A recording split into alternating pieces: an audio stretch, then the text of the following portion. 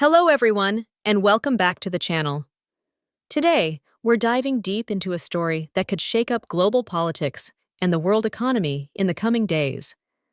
Donald Trump has landed in Europe, and his arrival has immediately put two major issues in the spotlight: a potential US-EU trade deal and a stern warning on Europe's growing immigration crisis. Trump has framed this trip as a strange mix of golf and diplomacy, but the agenda behind it is crystal clear: to secure a major win for America. So, is Trump's 50-50 chance statement real? Is it part of his negotiation strategy?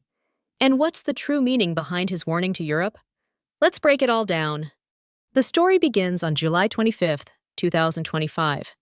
Donald Trump's private jet touches down in Scotland. Officially, it's a golf trip, but its timing and agenda reveal everything. His schedule includes two of the biggest names in European politics: the UK's Prime Minister, Keir Starmer, and the President of the European Commission, Ursula von der Leyen. These aren't just meetings. This is a chessboard on which the relationship between the US and Europe for the next several years will be decided, and all eyes are on one thing: a massive US-EU trade deal. Speaking to the media, Trump rated the chances of the deal happening at 50-50, maybe less. But what he said next reveals his strategy. He added, "Brussels wants this deal very badly." This is classic Trump style. First, create doubt, then project a strong position. So, what's the deal? According to reports, if the deal goes through, it would involve a 15% tariff on European imports into America.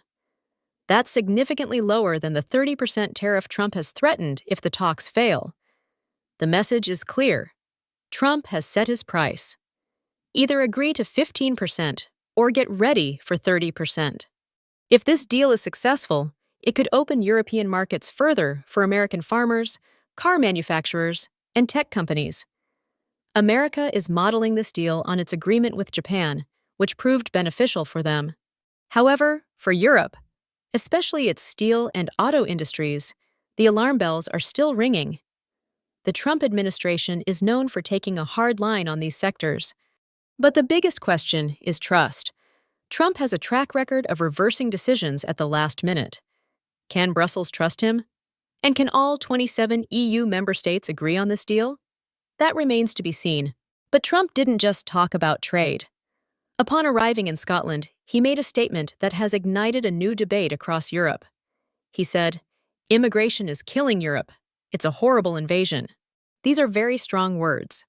He warned Europe to get its act together, or it risks losing its identity. On this issue, Trump also praised some European leaders who have shown firmness on border control.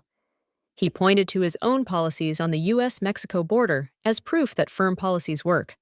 This isn't just a statement.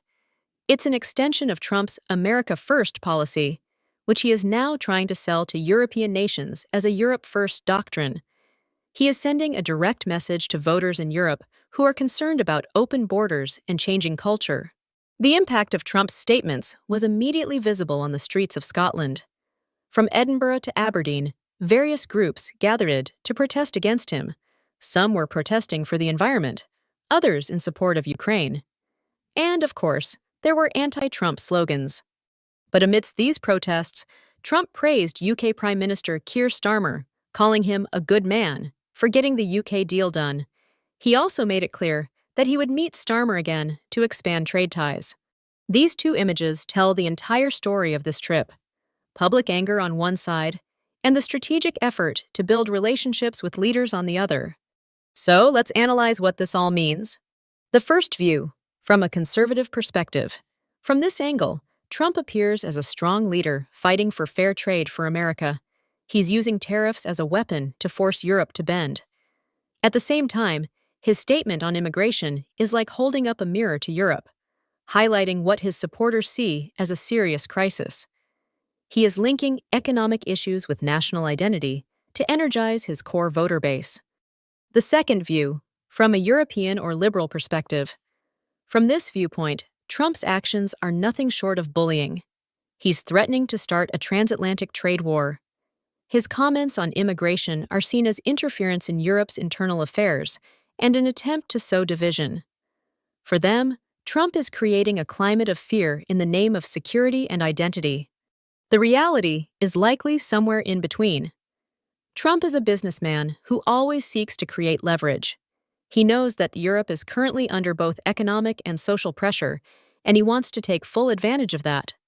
So, friends, this coming Sunday is going to be extremely important when Trump meets with Ursula von der Leyen.